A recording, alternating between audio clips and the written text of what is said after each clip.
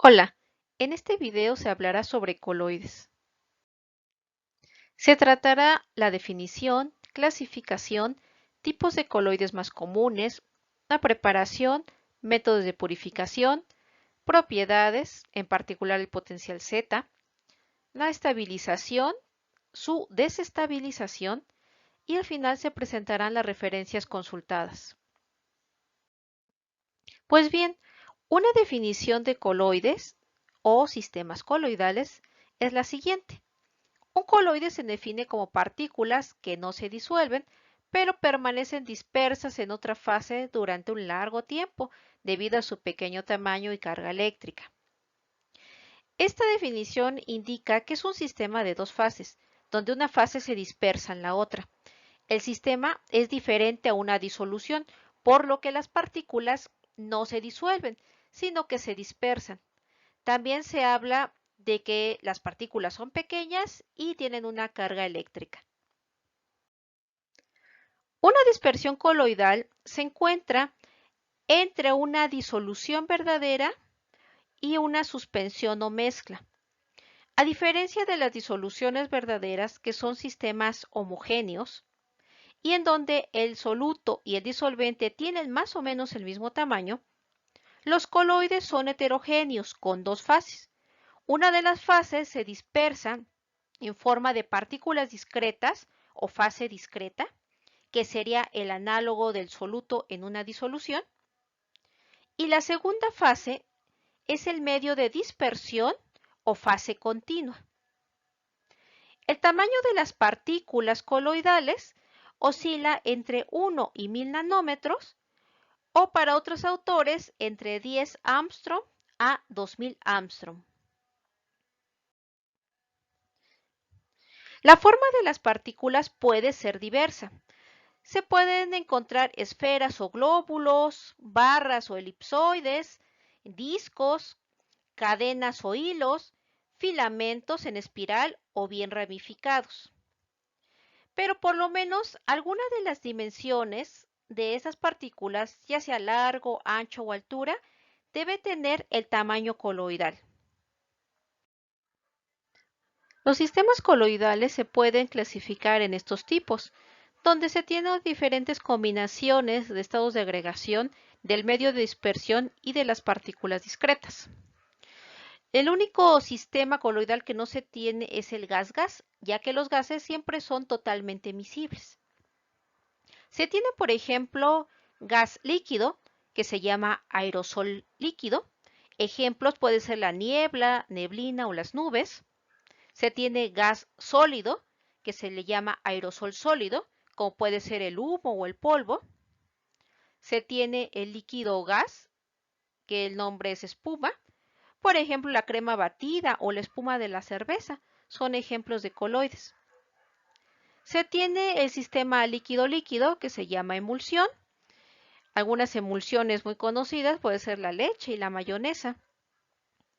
También se tienen líquido sólido, que se le llama sol o suspensoide. Ejemplos pueden ser pinturas, tinta, la sangre, cloruro de plata, azufre en agua o bacterias en agua. Cabe mencionar que estos sistemas, emulsiones y soles, digamos que son de los más comunes en los sistemas biológicos. Pero también se tienen sólido líquido, que se llama gel. Puede ser jalea, mantequilla, el queso. También se tienen sistemas sólido-sólido, que es otro tipo de geles rígidos. Se pueden tener plásticos pigmentados, oro en el vidrio para dar alguna coloración. Y también se pueden tener sistemas sólido-gas, como puede ser la espuma sólida. Ejemplos es piedra pómex o poliestireno. Los sistemas coloidales son ubicuos en la naturaleza, es decir, se encuentran en casi todo lo que hacemos. Se encuentran en sistemas biológicos y sintéticos, incluso en los alimentos que consumimos todos los días o en los contaminantes que producimos. La capacidad para caracterizar esas partículas sintetizadas y también poder encontrar las propiedades de la dispersión es muy importante, ya que el uso final del coloide y el rendimiento depende de eso. También la existencia del estado coloidal puede ser beneficioso en algunos casos y en otros es altamente indeseable. Ejemplo de esto es la contaminación. Cuando hemos estado en contingencia ambiental es debido a partículas suspendidas en el aire. Esto es algo altamente indeseable. Por lo tanto, es muy importante conocer no solamente la forma de crear el sistema coloidal, sino también la forma de destruirlo. Otra clasificación de sistemas coloidales es esta. Se clasifican en dispersiones coloidales, que son partículas insolubles suspendidas en un medio, como puede ser el oro coloidal o la plata coloidal. También se tienen soluciones de macromoléculas, que son soluciones verdaderas de moléculas grandes que alcanzan el tamaño coloidal, como pueden ser soluciones acuosas de proteínas.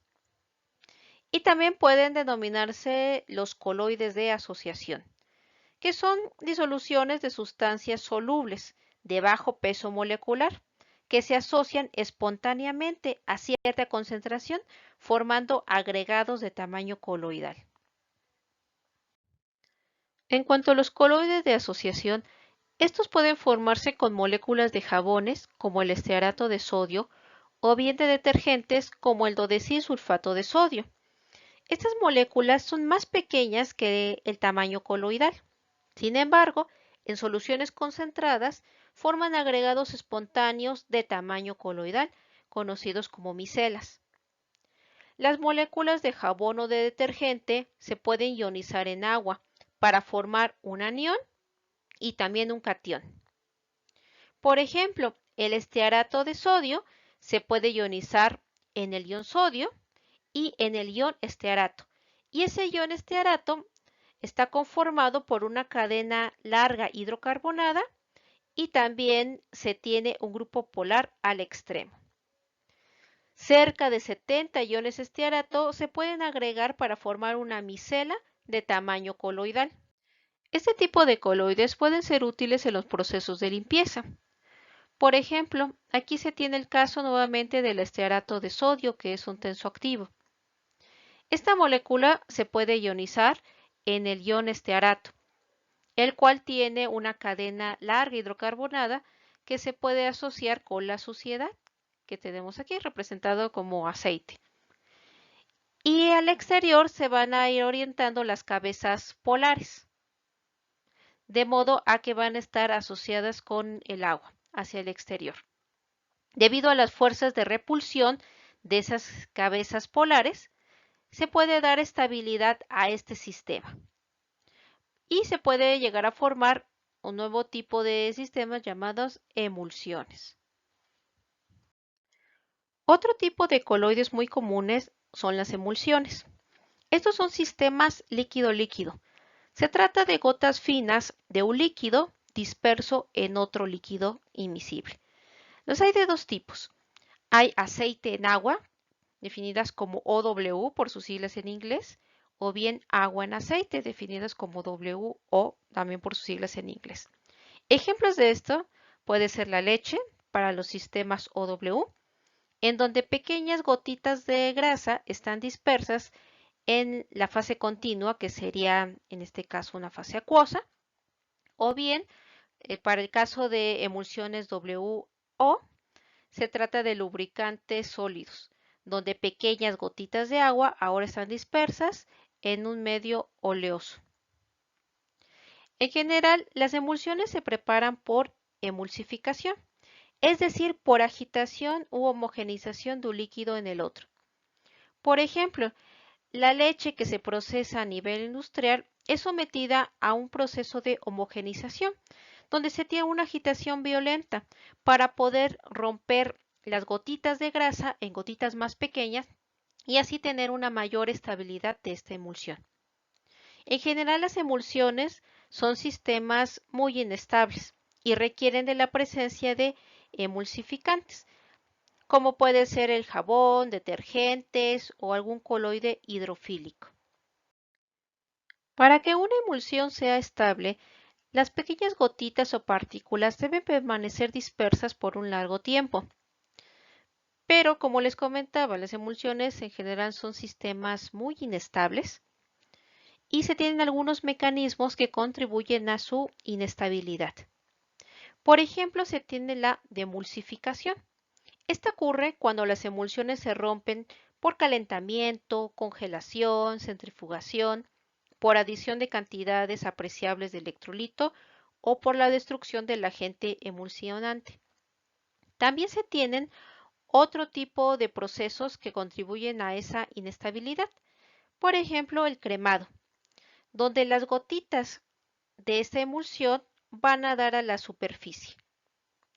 También se tiene la sedimentación, que ocurre debido a la acción de la fuerza de gravedad, donde ahora esas gotitas van a ir a la parte inferior.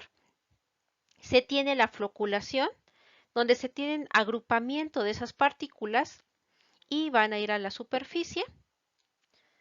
También se tiene la coalescencia, donde las gotitas se van a estar uniendo, se van a fusionar en gotas más grandes y a la larga se va a tener la separación de fases. También se tiene la inversión de fases, es decir, lo que en un principio era la fase dispersa, ahora se convierte en la fase continua. Esto también es un proceso de desestabilización.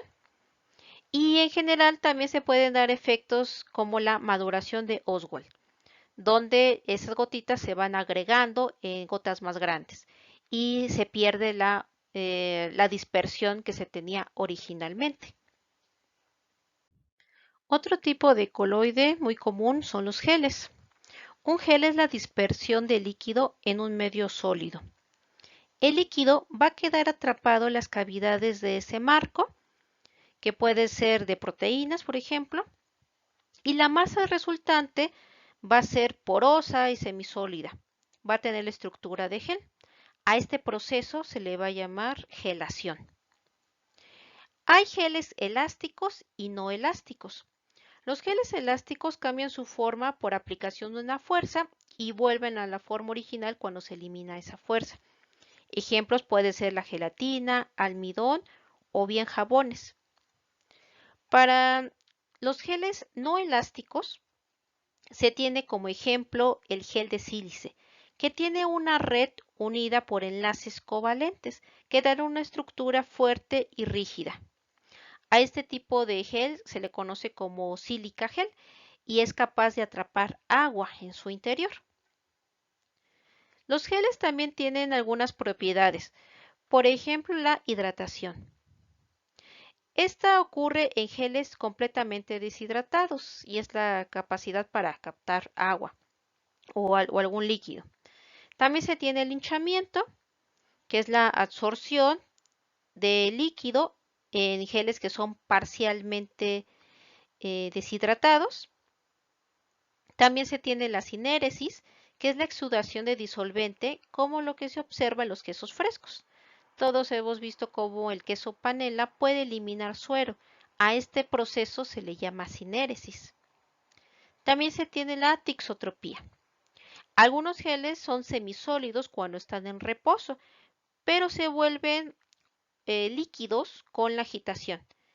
Esta transformación es reversible de la forma de líquido a gel y esta propiedad se conoce como tixotropía. Los coloides denominados soles, que son la dispersión de sólidos en líquidos, se pueden dividir en dos tipos de acuerdo a su afinidad con el medio de dispersión. Pueden ser liofóbicos o liofílicos. Si el medio de dispersión es agua, en particular se llaman hidrofóbicos e hidrofílicos.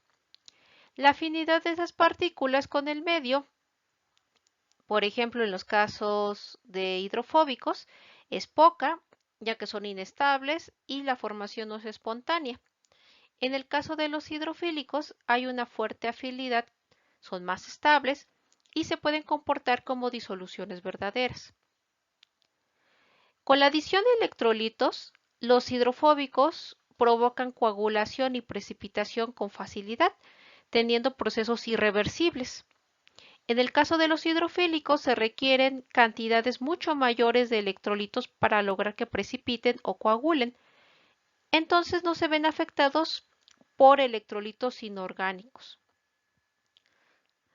También en cuanto a su estabilidad, en general para los hidrofóbicos, los coloides van a sucumbir al efecto de la gravedad, generando sedimentación, y también van a sucumbir debido a las fuerzas de atracción, lo que generará la coagulación y la agregación a través del tiempo.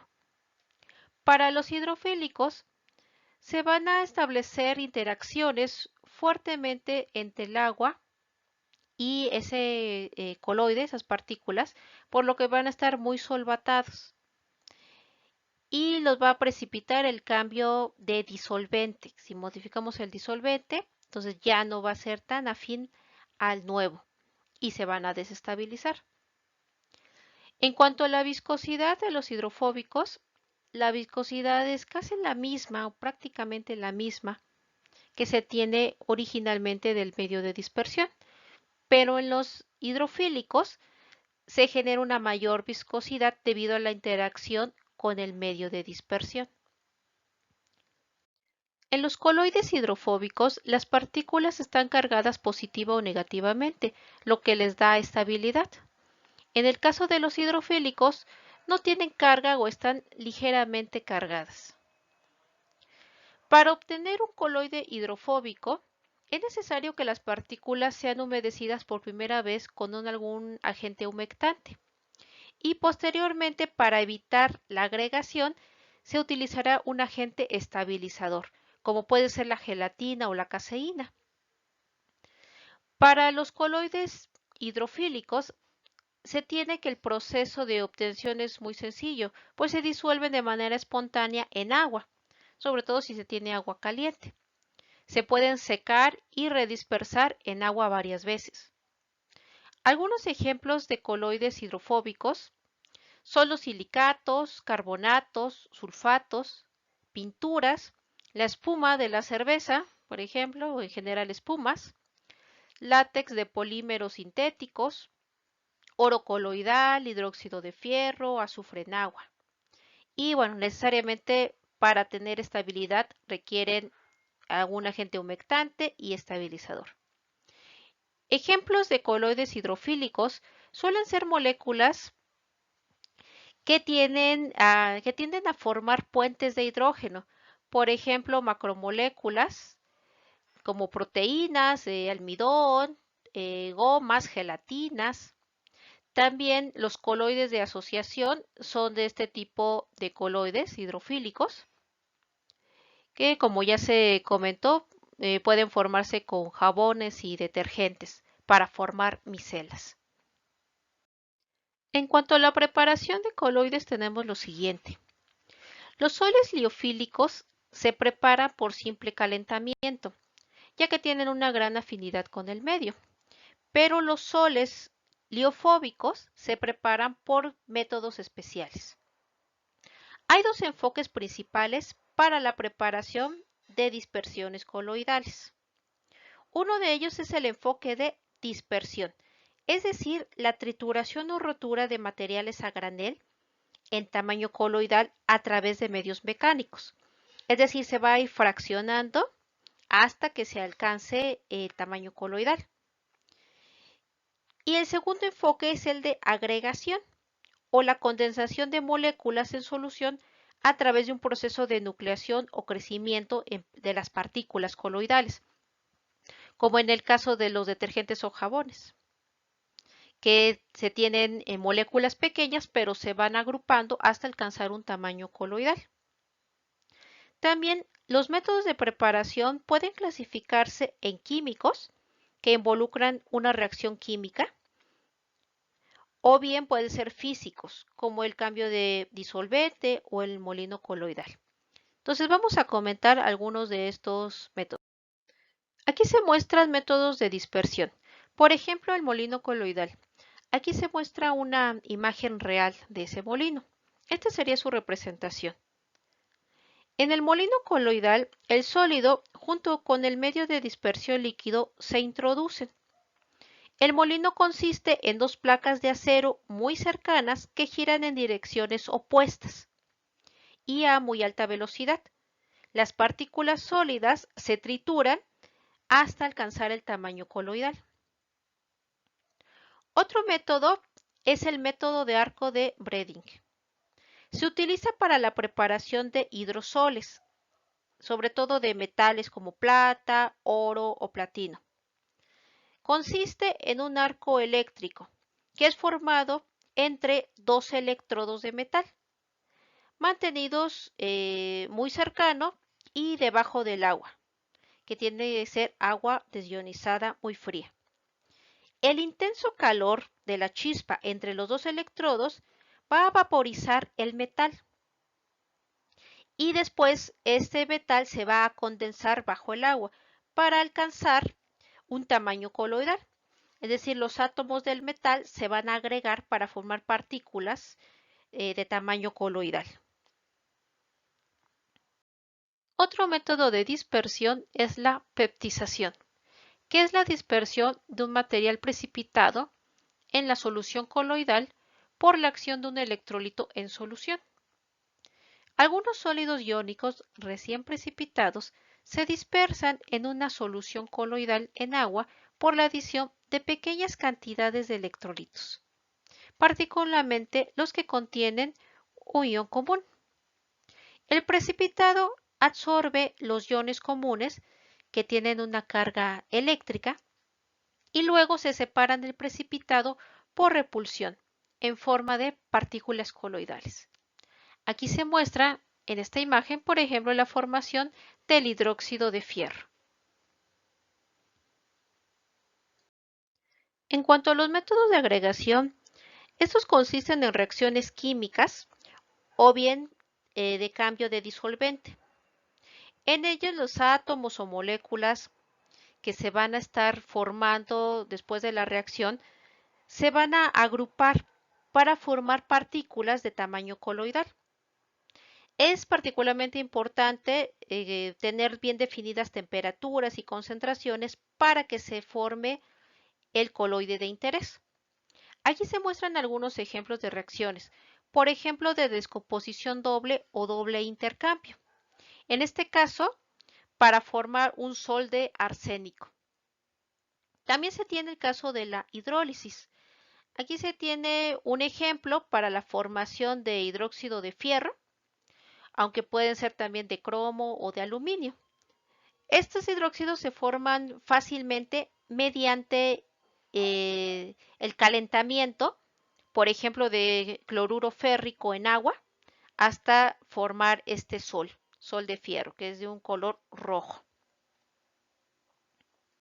Otro tipo de reacciones son las de oxidación, por ejemplo, para formar un sol de azufre. Este sol se puede formar haciendo pasar sulfuro de hidrógeno en una solución de dióxido de azufre. También se tienen reacciones de reducción para formar soles de plata o de oro. Estos se pueden obtener por tratamientos de soluciones diluidas de nitrato de plata o cloruro de oro con agentes reductores orgánicos como es el ácido tánico. A mayor cantidad del nitrato o bien del cloruro se obtiene un coloide con un color más intenso. Por ejemplo, aquí en la imagen se muestra el sol de oro, pero este fue elaborado con una pequeña cantidad de cloruro de oro y este con una mayor cantidad de cloruro de oro. Otro ejemplo de método de agregación es el cambio de solvente. Por ejemplo, cuando se añade agua a una solución de azufre de etanol, se forma un sol de azufre debido a la disminución de la solubilidad. El azufre está presente en el estado atómico en el etanol, pero en la transferencia al agua, esos átomos van a precipitar para formar partículas coloidales. Y entonces al alcanzar el tamaño coloidal estaremos hablando de un sol de azufre. Las dispersiones coloidales que se preparan no son puras en el sentido de que todavía tienen todos los subproductos de las reacciones químicas utilizadas para su producción. Es decir, esas reacciones químicas no son 100% efectivas y pueden estar presentes algunos electrolitos. Para muchos estudios teóricos y aplicaciones biomédicas se necesita un coloide puro, menos todos esos contaminantes. Por otro lado, también la presencia de esas impurezas puede dar inestabilidad al coloide, por lo que es importante poderlo purificar. Algunos métodos de purificación son la diálisis, la electrodiálisis, la filtración y la ultrafiltración. En la diálisis se tiene la eliminación de iones o bien de moléculas de un sol por difusión a través de una membrana semipermeable, que puede ser vejiga, papel, pergamino, celofán o colodión. El aparato utilizado para la diálisis se llama un dializador. Por ejemplo, se puede tener un sol de hidróxido férrico, que es de color rojo. Este se prepara por la hidrólisis de cloruro férrico, como lo comentamos anteriormente. Si el sol impuro se coloca dentro de la bolsa de diálisis por algún tiempo, debido al tamaño del coloide, este no podrá difundir, se va a quedar ahí. Pero sí lo van a hacer los iones cloruro o los iones fierro, que están en exceso en el medio. Es decir, a través del tiempo se va a ver la difusión de esos iones, pero no del coloide. En esta imagen se muestra el proceso de diálisis. Aquí se muestra una bolsa de colodión. En el interior está el coloide de hidróxido de fierro. Después de un tiempo bastante largo y con repetidos cambios del agua de diálisis, se encuentra que casi la totalidad de los iones se han eliminado de dentro de la bolsa de colodión. Esto se puede comprobar si se analiza el agua de diálisis con nitrato de plata o con sulfocianuro de potasio. La presencia de iones cloruro se va a evidenciar con un precipitado blanco y la de iones fierro con una coloración rojiza. Estas son pruebas positivas. En el proceso de diálisis se buscará que después de ciertos cambios de agua ya no se muestre la presencia de los iones cloruro o de fierro. Es decir, se han eliminado todos los iones de este interior de la bolsa de colodión y entonces el agua que tenemos aquí va a dar una prueba negativa. Y entonces el proceso de diálisis se puede considerar exitoso. Un ejemplo de diálisis se encuentra en los riñones, ya que la sangre es un coloide. Los riñones humanos purifican la sangre por diálisis a través de membranas naturales. Los productos de desecho tóxicos, como es la urea y el ácido úrico, pasan a través de las membranas, mientras que las partículas coloidales de proteína sanguínea, como es la hemoglobina, se retienen. De este modo, la insuficiencia renal puede conducir a la muerte de una persona debido a la acumulación de productos de desecho venoso en la sangre. Hoy en día, la sangre de los pacientes con insuficiencia renal puede limpiarse al ser derivada a una máquina de riñón artificial. Aquí se hace pasar la sangre impura a través de una serie de tubos de celofán rodeados por una solución de lavado en agua. Los desechos químicos tóxicos se difunden a través de las paredes del tubo hacia la solución de lavado y la sangre purificada se devuelve al paciente. Una variación de la diálisis es la electrodiálisis. En este proceso, la diálisis se realiza bajo la influencia de un campo eléctrico para poder acelerar el proceso. El potencial se aplica entre las pantallas metálicas que soportan las membranas. Esto acelera la migración de los iones hacia el electrodo opuesto. Por lo tanto, la diálisis se acelera en gran medida. Y pues evidentemente, la electrodiálisis no es para las impurezas o para no electrolitos, como pudiera ser el azúcar o la urea. Este proceso de diálisis de la purificación de los coloides es muy tardado.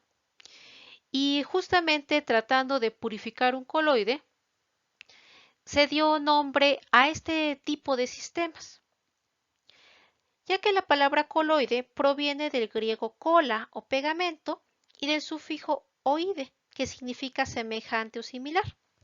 La palabra coloide fue introducida en 1861 por el químico escocés Thomas Graham para referirse a sustancias que difunden con lentitud y no atraviesan el pergamino. Es decir, la palabra coloide habla de esa dificultad para poder purificar este tipo de sistemas. Por el tamaño de la partícula, dificulta la purificación a través de membranas. Otro método de purificación es la ultrafiltración. Esta es la separación de partículas de sol del medio líquido y electrolitos por filtración a través de un ultrafiltro. Ese ultrafiltro también se le conoce como disco o acrodisco. Este se va a acoplar, por ejemplo, a una jeringa. Va a contener un papel filtro modificado. Ese papel filtro es impregnado con colodión o una celulosa regenerada, como puede ser el celofán, y permite tener diferentes tamaños de poro. Aquí se muestran algunas imágenes de cómo están constituidos esos discos o acrodiscos. En general, el proceso de ultrafiltración es un proceso lento. Aquí en la figura se muestra un embudo en el que encima se va a colocar el filtro y suele aplicarse presión a este sistema o bien aplicar vacío para poder acelerarlo. Las partículas coloidales se van a quedar en el ultrafiltro en forma de cieno. Y pues bueno, mediante el uso de diferentes ultrafiltros graduados, esta técnica puede utilizarse para separar partículas de sol de diferentes tamaños. También es útil para poder eliminar impurezas de muestras que serán analizadas por cromatografía HPLC. Aquí en la imagen se muestra el equipo que suele utilizarse. En cuanto a las propiedades de sistemas coloidales, las propiedades fundamentales de estos se deben a que los coloides tienen una gran relación superficie a volumen. Por ejemplo, si se tiene una partícula y se fracciona en muchas partes, se va a tener el mismo volumen, pero en este caso se tendrá una mayor área superficial. Y esa área superficial puede entrar en contacto con el medio que la rodea. Dado que los coloides se comportan como un sistema bifásico, en cada partícula hay una superficie definida de separación entre ella y el medio en el cual está dispersa. Esto hace que las partículas sean muy reactivas y pueden atraer fácilmente a otras moléculas a su superficie. Y las reacciones en dispersión entonces se realizan mucho más rápido en comparación con las que se producen con materiales comunes. Así, la interfaz y los fenómenos interfaciales asociados con los coloides, por ejemplo la absorción, mojado, adhesión, fricción y lubricación, juegan un papel importante en las propiedades físicas de sistemas coloidales. Las propiedades de los coloides se pueden clasificar en estos 5 tipos. Hay propiedades físicas, como el color o la viscosidad. Estas dependen si se trata de un coloide liofóbico o liofílico. Por ejemplo, en el caso de los coloides liofóbicos, prácticamente no cambian las propiedades. Se parecen mucho a las del medio de dispersión en cuanto a densidad o viscosidad, pero en los liofílicos sí se observa un mayor cambio porque pueden crear esferas de solvatación. También en cuanto al color, se pueden tener diferencias muy importantes, pero esto lo comentaremos en la diapositiva siguiente. También se tienen propiedades coligativas. Si recuerdan, en las propiedades coligativas se van a observar cambios en el disolvente debido a la adición de un soluto. En estos sistemas coloidales, pues se tiene una partícula dispersa que se está adicionando a una fase continua. Entonces, también se van a observar cambios en esa fase continua. Pero los cambios no son tan evidentes, ya que, si también recuerdan, para las propiedades coligativas, el valor de esa propiedad dependía del número de partículas que estuvieran en el disolvente. Si eran pequeñas partículas, pues los efectos eran mucho mayores. Pero en este caso, que los coloides son partículas muy grandes, entonces el efecto no es tan importante. De hecho, la única propiedad coligativa que se llega a observar es la presión osmótica. En las otras propiedades, pues prácticamente no se observan diferencias. También se tienen propiedades ópticas, cinéticas y eléctricas, que se comentarán a detalle a continuación. En cuanto a la propiedad física de color, esta propiedad permite en soles hidrofóbicos conocer el tamaño de la partícula del coloide, porque dependiendo de la naturaleza de esa partícula y del tamaño, se va a dispersar la luz con diferentes longitudes de onda. Por ejemplo, en esta tabla se muestra las diferentes coloraciones de un sol de plata, que pueden ser desde amarillo, anaranjado, púrpura o violeta. Estos colores asociados con diferentes tamaños de la partícula. Es decir, se trata de la misma constitución, es un sol de plata, pero dependiendo del tamaño que se alcancen esas partículas, se tendrán diferentes coloraciones. Los cambios de color de los coloides producidos por variaciones en el tamaño de partícula también se observan en otros casos, como es este coloide de hidróxido de fierro, que dependiendo del tamaño de la partícula se tienen diferentes coloraciones, o bien en este otro, que es el sol de oro. Si las partículas son de cierto tamaño, se va a tener esta coloración, y si se alcanzan partículas más grandes, se tendrá esta otra coloración. En cuanto a las propiedades ópticas de los coloides, se tiene el efecto Tyndall. Aunque las partículas coloidales son demasiado pequeñas para observarse al microscopio, se pueden detectar por medios ópticos a través del efecto Tyndall. Cuando hay presentes partículas coloidales, parte de la luz que se incide sobre ellas va a ser dispersada por el coloide en todas las direcciones. El haz incidente atraviesa con menor intensidad y la trayectoria de la luz en el medio se hace visible. La proporción de luz incidente que se dispersa va a aumentar según se incremente el número y tamaño de las partículas. Las soluciones verdaderas no muestran un efecto Tyndall, puesto que los iones o moléculas del soluto son demasiado pequeños para dispersar la luz.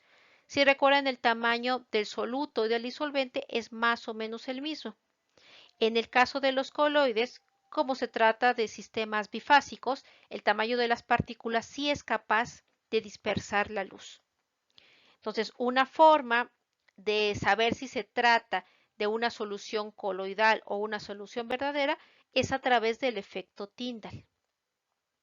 Este efecto Tyndall sobre todo se observa en coloides leofóbicos. Aquí en esta imagen se muestra este efecto de Tyndall, se llama cono de Tyndall.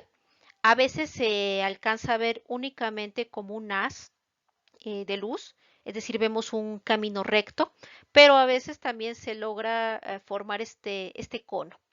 Se llama cono de Tyndall. Cuando las partículas del Sol son también suficientemente grandes, incluso puede aparecerse turbio todo ese coloide. En este caso, esas partículas están tan concentradas o son suficientemente grandes y logran la dispersión de la luz iluminando prácticamente todo el coloide. Este fenómeno se llama opalescencia, haciendo referencia a este efecto de dispersión de la luz que se logra con estas gemas llamadas ópalos. También la iluminación nebulosa del haz de luz del proyector de una película en un teatro que tiene mucho humo, o los haces de luz en los faros de un coche en una carretera polvorienta, o bien esta imagen debido a la neblina en un bosque, son ejemplos del efecto Tyndall. Aquí se puede observar cómo se ven esos rayos de luz eh, que van atravesando, ¿no?, todo este camino. Es decir, podemos constatar, en este caso, pues la neblina, pequeñas gotitas de agua que están dispersas en el aire.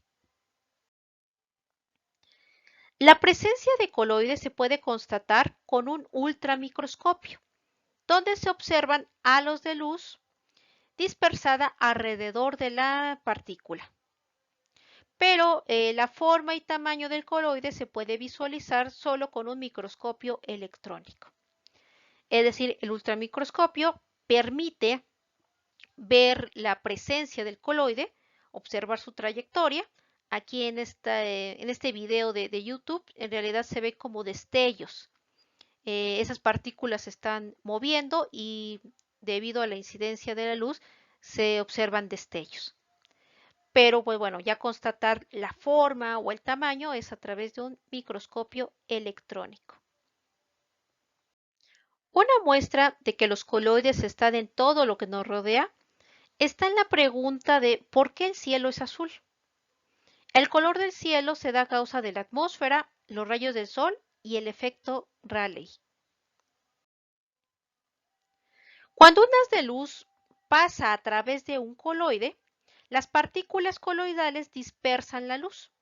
La intensidad de la luz dispersada, que se define como I, es inversamente proporcional a la cuarta potencia de la longitud de onda. Por lo tanto, eh, la luz de longitud de onda más corta, como es la azul, se dispersa más intensamente que la longitud de onda más larga, como puede ser la amarilla o la roja, por lo que la luz dispersada en el cielo es principalmente azul, mientras que la luz transmitida tiene un color amarillo o rojizo. Debido a que la atmósfera no es homogénea, se forman zonas con mayor densidad de aire y partículas. Este sistema se puede considerar un coloide que dispersa la luz.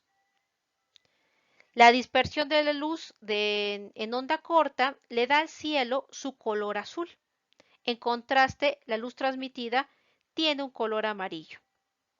Si no se tuviera esa dispersión de la luz, se observaría el cielo negro.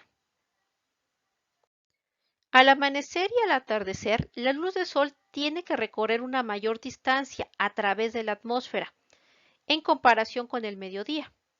Debido a esta distancia más larga, la luz amarilla también se dispersa. Las puestas de sol pueden ser más espectaculares que los amaneceres, debido a un aumento en el número de partículas que están en la atmósfera, debido a contaminación o causas naturales como viento o polvo. Pasando a las propiedades cinéticas de los coloides, se encuentra el efecto browniano. Se va a considerar una partícula individual. Si se observa en el ultramicroscopio, se encuentra que se mueve en una serie de caminos cortos, en línea recta en el medio, y cambia de dirección bruscamente. El movimiento en zigzag rápido y continuo, ejecutado por una partícula coloidal en el medio de dispersión, se llama efecto browniano.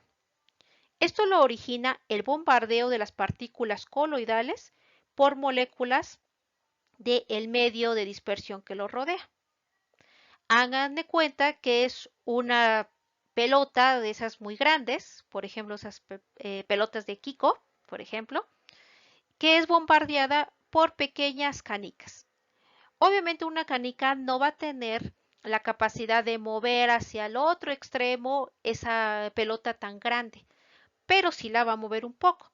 Entonces se mueve hacia un lado, llegan otras partículas de la fase continua, lo van a bombardear y con el paso del tiempo pues se va a ver esta trayectoria.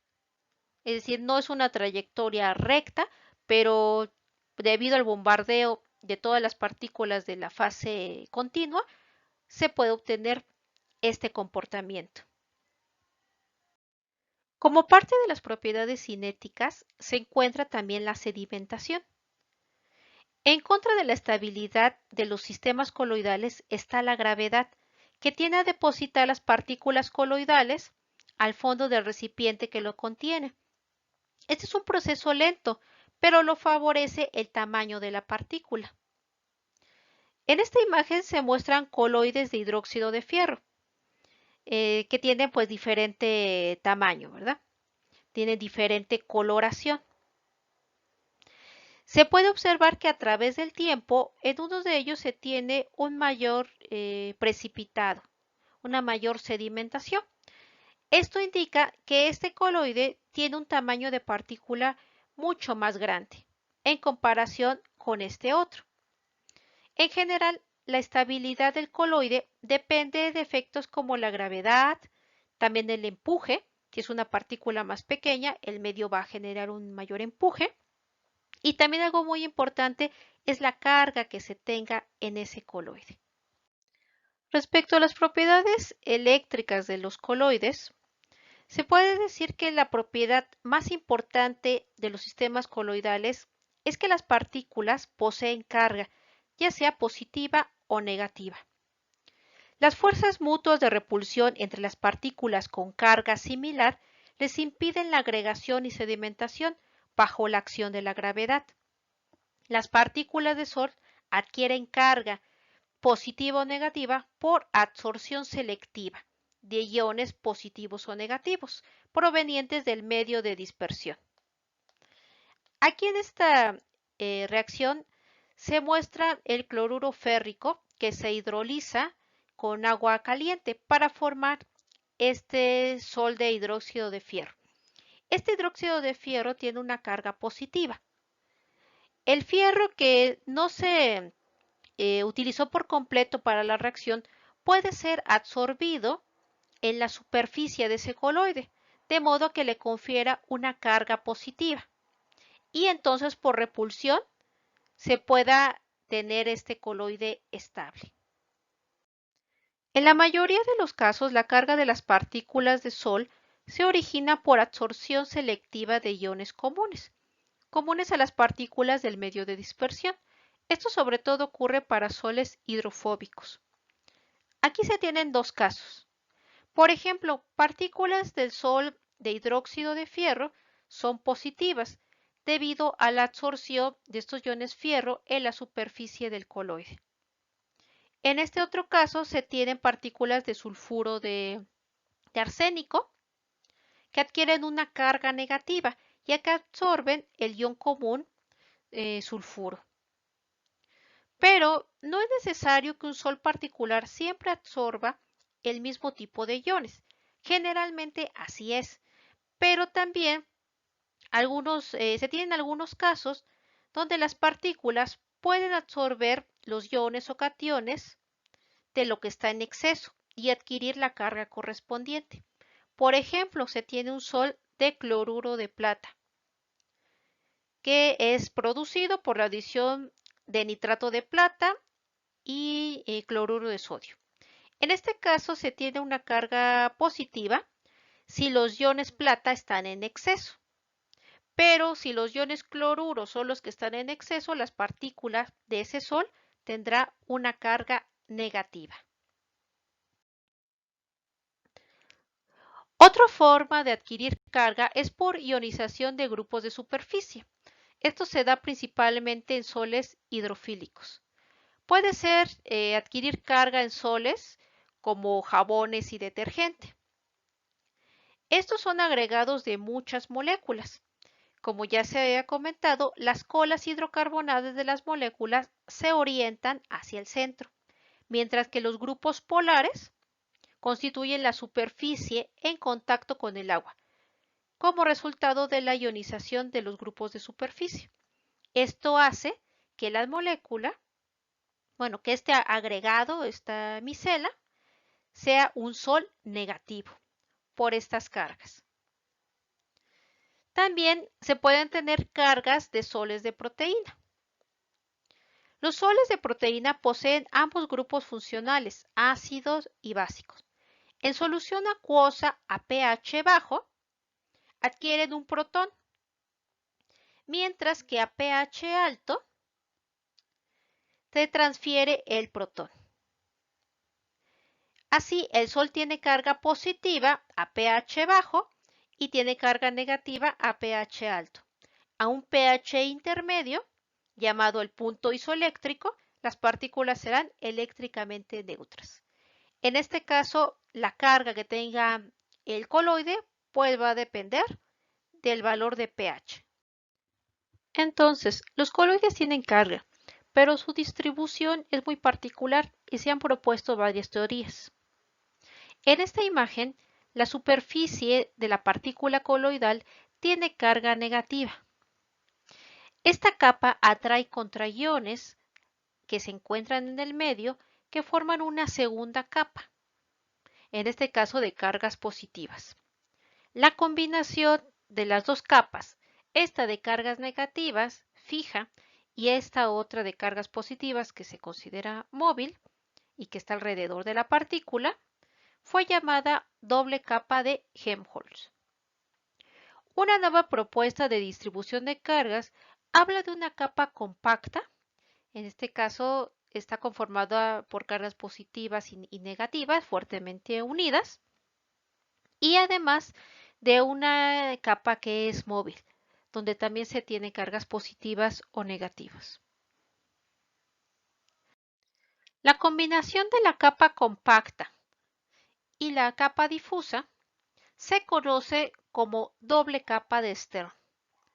Debido a la distribución de carga alrededor de la partícula, la capa compacta puede tener un signo positivo, es decir, la superficie de esa partícula tiene carga positiva, y por otro lado, la superficie de la partícula, que está débilmente unida a esta partícula, se puede mover en dirección opuesta bajo la dirección de un campo eléctrico, y en este caso esa capa tendrá un signo negativo.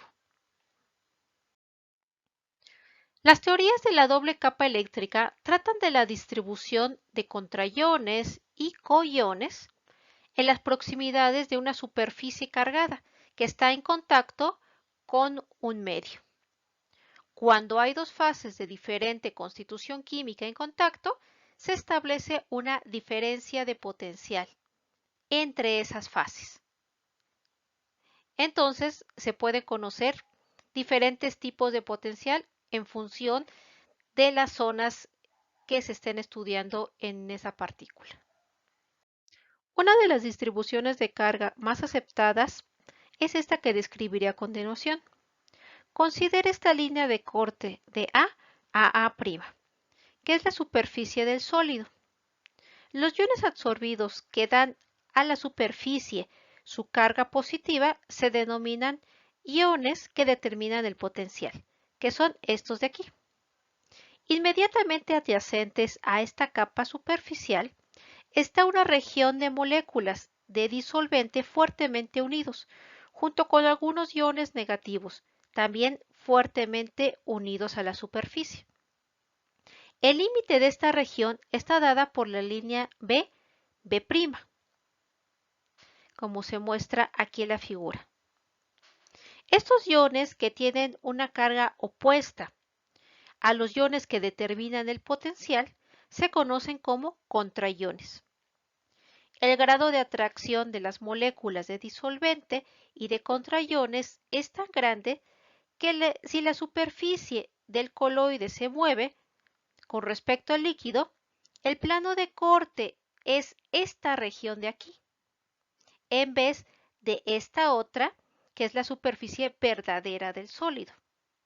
Es decir, estas dos zonas están fuertemente unidas.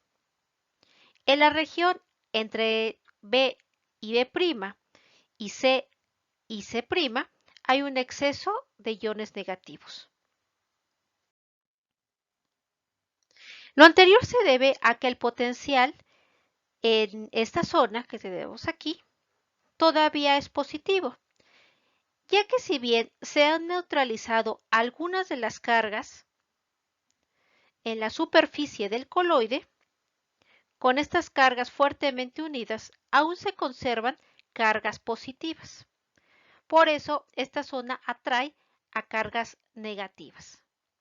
Entonces se puede decir que toda esta zona tiene una carga positiva neta, que atrae a estos iones de carga negativa. Más allá de esta zona de C a C', la distribución de iones es uniforme y se obtiene la neutralidad eléctrica. Por lo tanto, la distribución eléctrica en la interfase es equivalente a una doble capa eléctrica. La primera capa, que se extiende en toda esta zona, está fuertemente unida. Y la segunda capa, que es toda esta de acá, es la capa difusa. Por consiguiente, se llama a esta distribución capa doble difusa.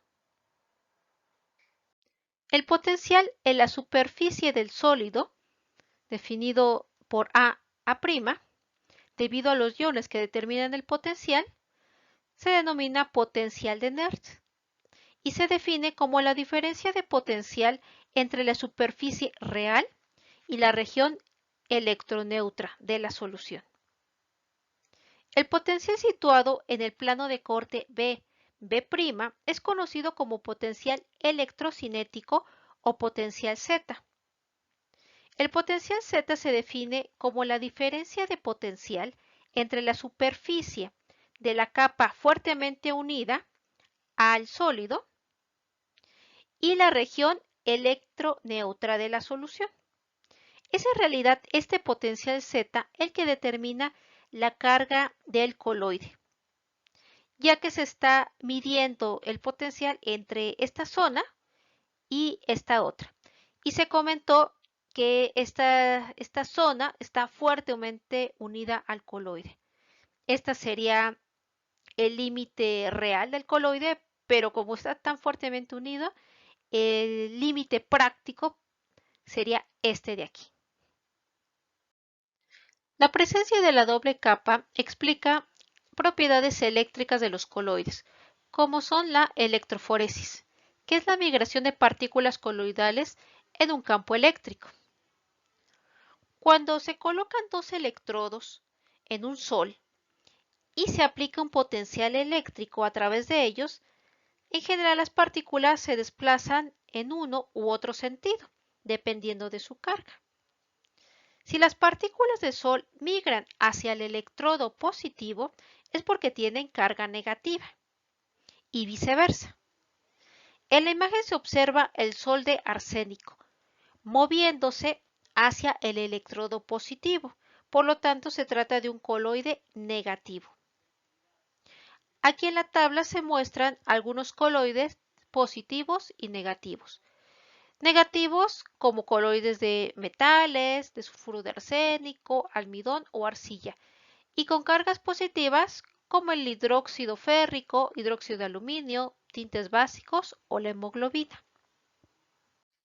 Otro fenómeno es la electroósmosis, que es el movimiento del medio de dispersión bajo la influencia del potencial aplicado. Un sol es eléctricamente neutro, es decir, que se puede tener una distribución de cargas, pero en su totalidad es eléctricamente neutro. Por lo tanto, el medio de dispersión o fase continua lleva una carga igual pero opuesta a la de las partículas dispersas. Por lo tanto, el medio se moverá en la dirección opuesta a la fase dispersa, bajo la influencia del potencial eléctrico aplicado. Cuando la fase dispersa se mantiene inmóvil o atrapada, el medio puede moverse hacia el electrodo de signo contrario de su propia carga. La electroósmosis es una consecuencia directa de la existencia del potencial Z entre las partículas del Sol y el medio. Cuando el potencial aplicado excede el potencial Z, esa capa difusa se mueve y se provoca la electroósmosis.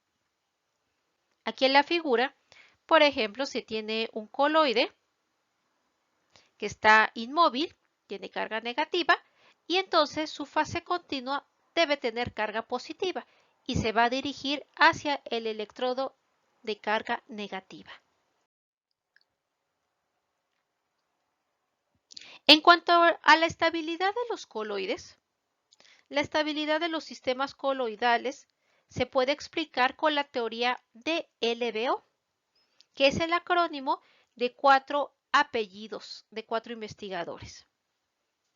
Según esta teoría, la estabilidad de las partículas coloidales está determinada por el equilibrio entre la interacción eléctrica repulsiva de la doble capa, dada por el potencial Z, y las fuerzas intermoleculares atractivas o interacción de Van der Waals entre las partículas. Si el potencial Z se reduce por debajo de cierto valor,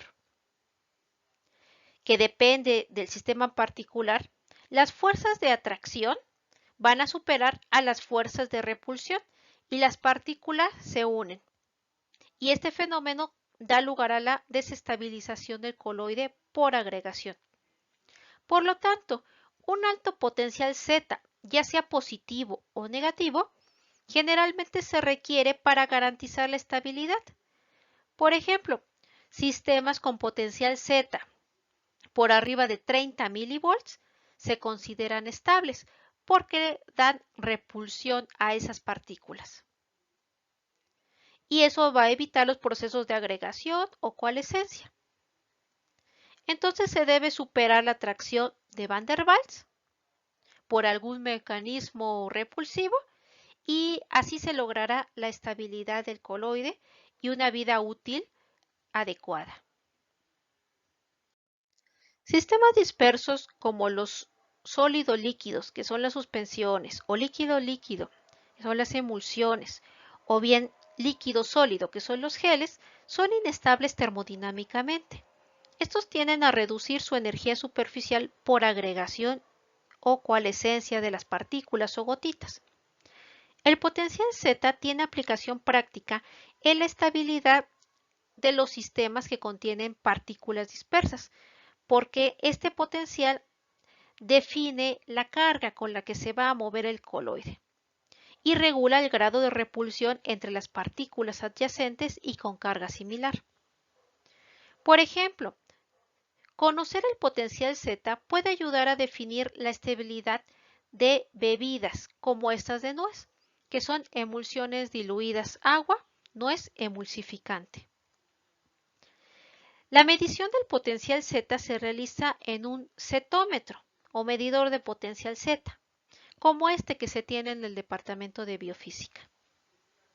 Otro factor importante en la estabilidad de las emulsiones o en general de los coloides es el tamaño de las partículas.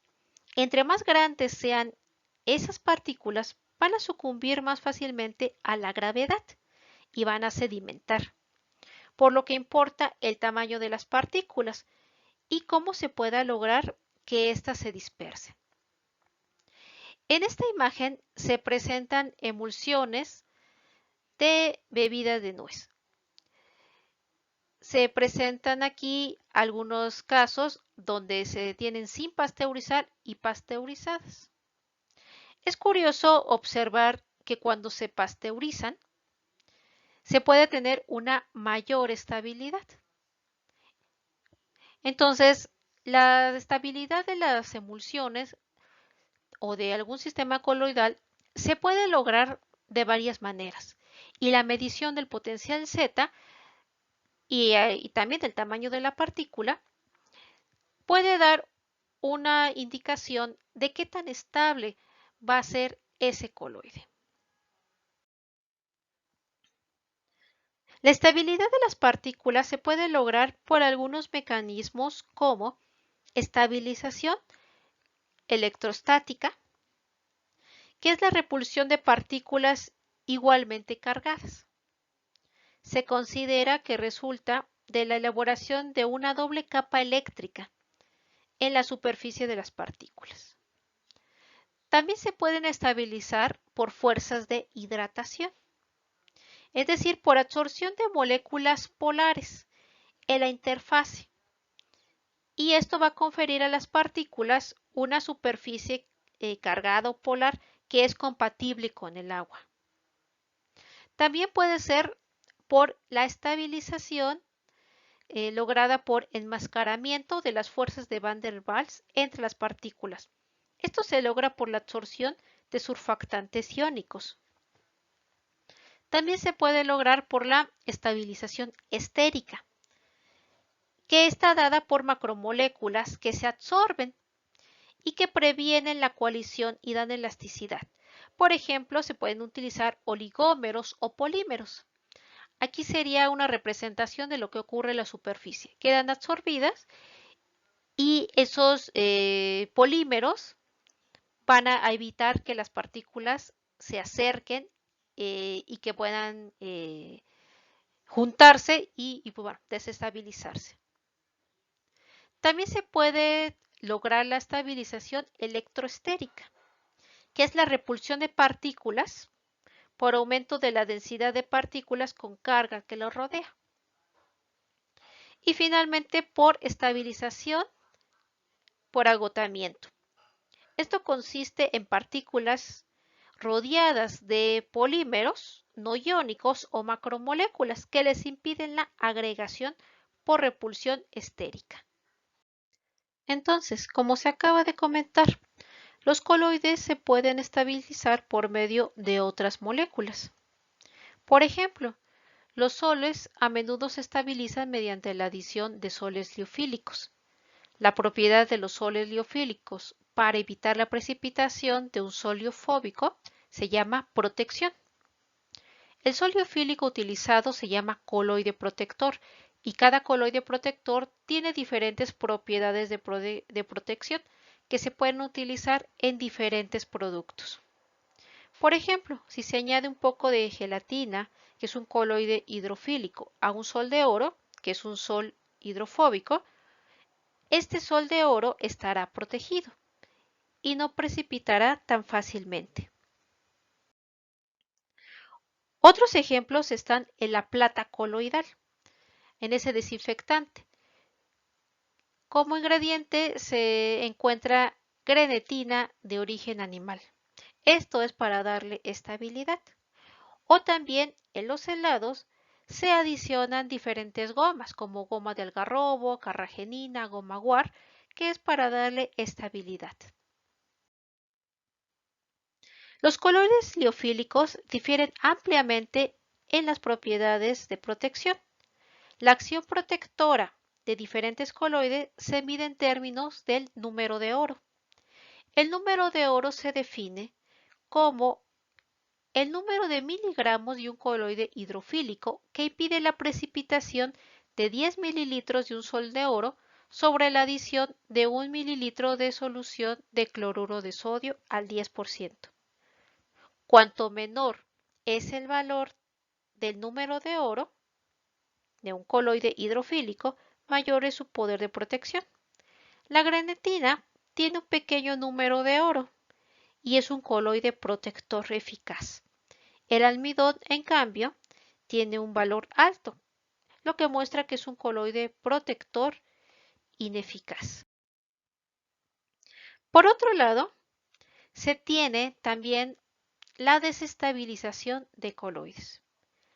Sabiendo que los coloides tienen carga, un método común de producir la precipitación es por la adición de electrolitos.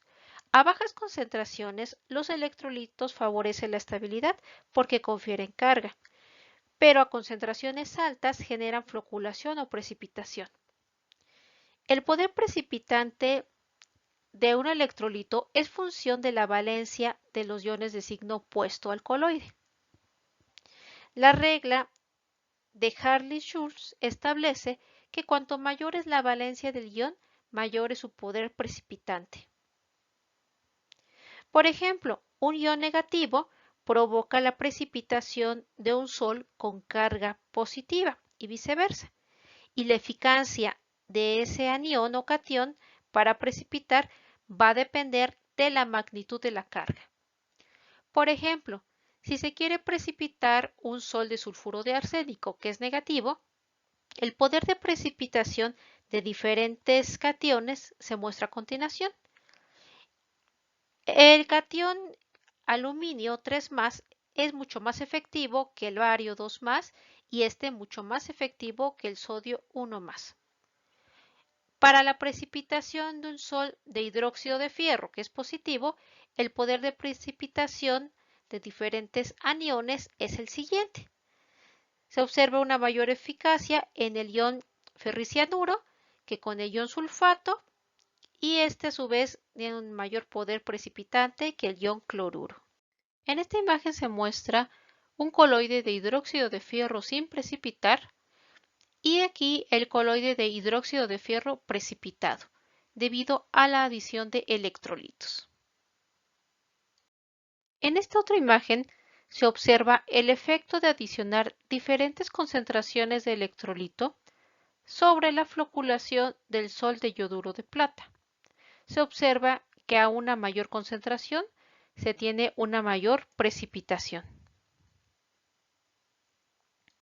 También se observa en esta imagen que el ion aluminio 3 tiene un mayor efecto precipitante en comparación con el ion sodio 1 sobre la floculación del sol de yoduro de plata, que es un coloide negativo.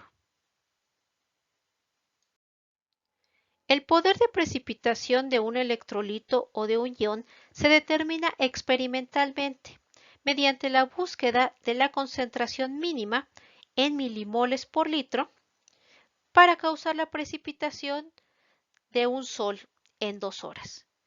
Este se llama valor de floculación. Cuanto menor sea el valor de floculación, es más alto el poder de precipitación de algún ion. Por ejemplo, en esta tabla se muestra que la precipitación de hidróxido férrico, que es positivo, requiere tan solo 0.096 milimoles por litro del ferricianuro de potasio, pero se necesitan 0.2 milimoles por litro del sulfato de potasio y hasta 9.3 milimoles por litro del cloruro de sodio. Es decir, el valor de floculación en este caso es más bajo, pero habla de que este electrolito es más eficiente. Otros métodos para desestabilizar a los coloides pueden ser por medio de la electroforesis, en la que las partículas cargadas migran hacia el electrodo de signo opuesto. A medida que entran en contacto con el electrodo, las partículas se descargan y precipitan. También puede ser mediante la mezcla de dos soles de carga opuesta. La coagulación mutua de dos soles de carga opuesta se puede efectuar mediante la mezcla de ellos.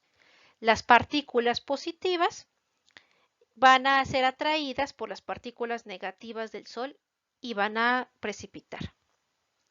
También se pueden desestabilizar por ebullición. El aumento de las colisiones entre las partículas del sol y las moléculas de agua eliminan el electrolito absorbido. Esto elimina la carga de las partículas y van a precipitar. También puede ser por congelación, donde se produce una remoción del medio para mantener suspendido el coloide. Entonces se puede tener un coloide estable sin ebullición y cómo se ha desestabilizado con la ebullición. Finalmente, con esta información se da por terminado el video sobre coloides. Se revisaron diferentes subtemas al respecto. En esta diapositiva se muestran las referencias que fueron consultadas para la elaboración de este video. Y pues bien, muchas gracias por su atención. Saludos.